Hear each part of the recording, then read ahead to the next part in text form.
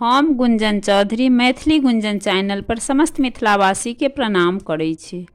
आइ हम एकटा गणेश वंदना गीत लऽ कऽ उपस्थित छी। एहि गीतक रचना केने छथिन आदरणीय मणिकांत झा जी। तऽ सुनल जाओ अपने सब।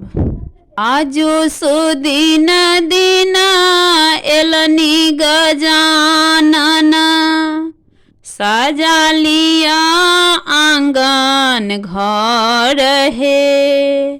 गायक गोबर दुआरा नीपब, झाड़ी बहारब डगर हे।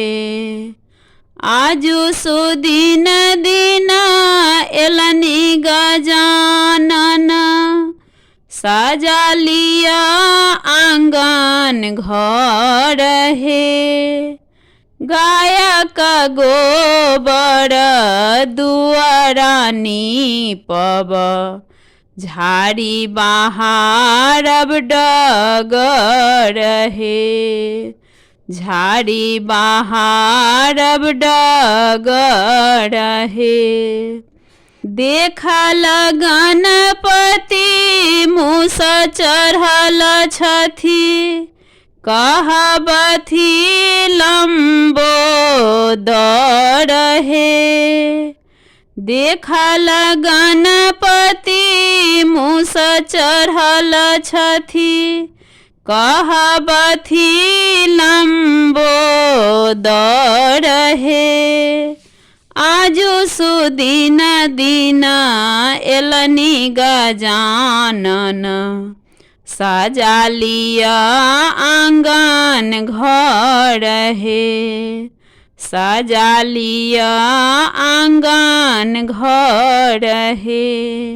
आनन चानन आनु गंगा जल, लाडू कबर पियर गर हे।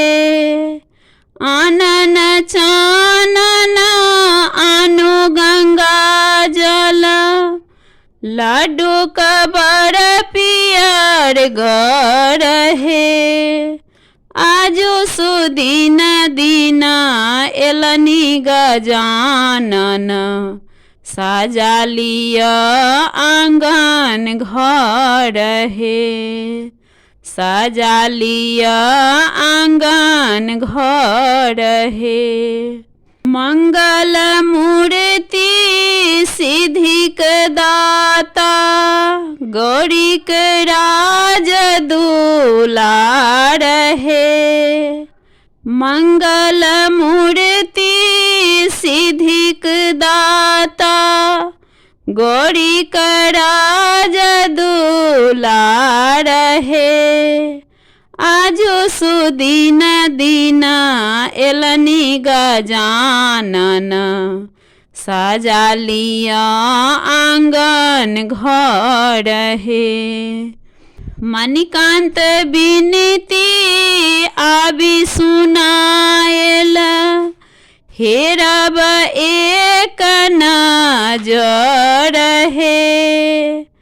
मणिकांत विनती आबि सुनाएल, हेरब एक नजर हे। आजु सुदिन दिन एलनी गजानन, सजा लिया आंगन घर हे। सजा लिया आंगन घर हे।